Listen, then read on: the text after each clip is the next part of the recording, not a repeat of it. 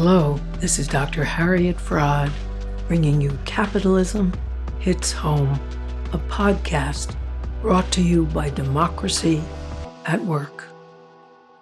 Today, I want to talk about love and the left, because the American left, not really the left in general, doesn't talk about love, which is a real mistake.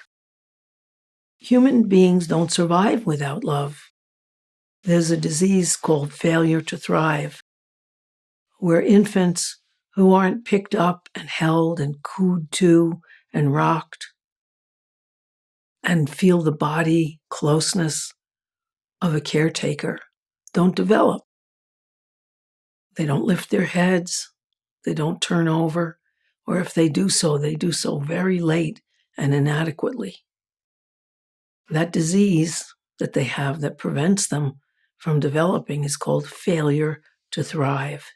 It was first documented in 1945 after World War II, because during World War II, there were thousands of orphans who were put in hospitals and orphanages where they were regularly fed and their diapers were changed, but nobody cooed to them or held them or rocked them or walked with them.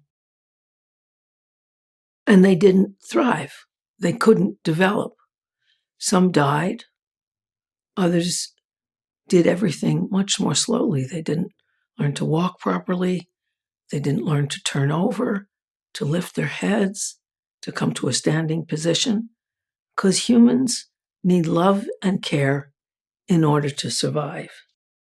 You'd think that need that we have for love of different kinds would be something that leftists would pay attention to, because they're basic human needs. Well, what do we mean by love? Because love is a sort of indefinite word. Well, we mean a deep attachment, a devotion, a commitment to another person or a cause or something, but a very deep commitment. Now, that commitment can be to one other person in romance and a few other people in family, and those are the kind of love most talked about, because they don't involve any kind of social bond, but personal bonds only. Romance is what people think of mainly when they think of love, which is an attachment to one other person. I'm old. When I was growing up, pop music around romance was about love and marriage and happiness. That's changed. In the I was brought up, as most children are, on fairy tales where the prince and the princess fall in love and get married, and they live happily ever after. The popular songs of the 50s and 60s and early 70s were things like this. Frank Sinatra sang love and marriage, love and marriage. Obviously, I'm not a good singer. Go together like a horse and carriage. Dad was told by mother, you can't have one without the other. Try and separate them. It's an illusion. Try, and you will only come to this conclusion. Love and marriage, go together like a horse and carriage. Dad was told by mother, you can't have one without the other. Well, that certainly has changed. Another of the biggest hits of the 50s and 60s was we're going to the chapel and we're gonna get married. Gee, I really love you and we're gonna get married. married, never be lonely again. And that was varied with going, and we're going to the chapel of love. Well, today's popular music, I looked up what were the most popular songs of 2025. And of course, I should tell you that love and marriage went together, and marriage swore eternal love. That doesn't mean that people were that infatuated with each other, but marriages stayed together. It was kind of a life sentence until death do us part. But there was stability. People felt they had a future together as a unit. The poorest people didn't have that luxury. Black people stayed married a whole lot less and got married a whole lot less because they didn't have a male wage to support their families. Both people had to work the way we do now, and so that they couldn't have that family stability that families had in the 50s and 60s. Today's popular songs are very different. They're more about passion that doesn't last and love that may be felt, but it will be painful. So, for example, the most popular song is by Taylor Swift. It's most popular for March 2025. It's called Cruel Summer. And these are the lyrics: fever dream, high in the quiet of the night. You know that I caught it. Oh, yeah, you're right. I want it. I want it. Bad boy, shiny toy with a price. You know that I bought it. Oh, yeah, I want it. Killing me slow. Out the window. I'm always waiting for you to be waiting below. Devils roll the dice. Angels roll their eyes. What doesn't kill me makes me want you more. And it's new, the shape of your body. It's blue, the feeling I got. And it's, whoa, it's a cruel summer. And it goes on like that until some of the last verses are, I'm drunk in the back of the car, and I cried like a baby coming home from the bar. Oh, said I'm fine, but it wasn't true. I don't want to keep secrets just to keep you.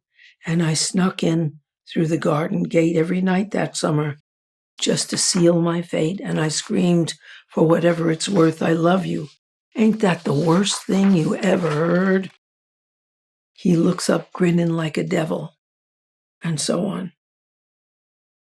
The last verse is, and I snuck in through the garden gate every night that summer just to seal my fate. And I screamed, for whatever it's worth, I love you. Ain't that the worst thing you ever heard? It's a very different thing from we're going to be going to the chapel and we're going to get married and we'll never be lonely anymore. Here's the second of the greatest hits. It's called Abracadabra. The chorus is a whole bunch of abracadabra that I won't have to say. Pay the toll to the angels, drawing circles in the clouds. Keep your mind on the distance when the devil turns around. Hold me in your heart tonight in the magic of the dark moonlight. Save me from this empty fight in the game of life. Like a poem said by a lady in red, you hear the last words of your life with a haunting dance. Now you're both in a trance. It's time to cast your spell on the night. Choose the road on the west side as the dust flies. Watch it burn. Don't waste your time feeling. Use your passion. No returns. And so on. Very different landscape of romance, or physical attraction, rather. So what has happened? Well, I want to talk about a transformation in the conditions of existence for love in the United States. It used to be for the mass of people, and the mass of people were white until the late 70s. The overwhelming number of people were white. Love led to marriage and children. That's not true anymore. People don't have the stability for marriage. People don't have a sense of future for marriage. Every generation is making less of a livable income than the generation before. People are not having children anymore in the United States. These are worldwide phenomena. And the majority of women in the United States are single by choice. People don't believe in a future, and they don't believe in permanence, and their lives are precarious. I have a client who never buys anything that she can't fit in her car when she comes to a new city for her job. She rents stuff so that when she has to leave, she won't have any more than she could fit in her own car. And that's really, these insights are reinforced by the statistics. According to the Pew Charitable Trust's research, which is excellent research, only 14% of Americans are even looking for a relationship. And this is not only the United States, this is across the world. They don't want relationships. They just feel they'll be hurt and it'll interfere with their lives rather than augment their lives. So love, romantic love, has been transformed. And it's not only in the United States. It's across the world, as men and women all have to work in more and more precarious circumstances. It's less so in countries like Sweden or France, where there's extensive paternity leaves as well as maternity leaves that are paid and jobs are secured, and when there's excellent public universal free childcare and after-school care and summer care and subsidies for single parents. But it's still less than it used to be. And so what we have to look for on the left is a different kind of love, a love that hasn't been talked about, which is strange. It's the love of a dream, the love of a principle, the love that unites you with the community that you love. And you wonder, since the only revolutionary change that has ever taken place is where people come together because they believe in something together and they care about it together. But I think that particular error of the left comes from a very essentialist idea that the economy is everything. That's an essentialist is somebody who thinks there's one essence that determines things, which is intellectually wrong.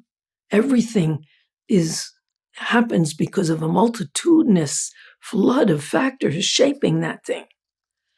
And we decide which ones we want to name, but there's so many. And obviously the economy does not determine everything. It's a component, but not a determinant. And that kind of love is the love that Che Guevara talked about when he said a true revolutionary is inspired by love. That's what Cornel West said when he said justice is love in public. The kind of bonds that we need and will rescue us are the bonds of joint caring about a better world for all of us, joining together, feeling a commitment and devotion and attention and care together, because that's really what wins. That hope that's shared, that action that's shared, that commitment that's shared. And it's something the left should pay attention to, because it's what builds a left. Because the people of a nation are what keeps that nation going. And when leaders like the oligarchs we have now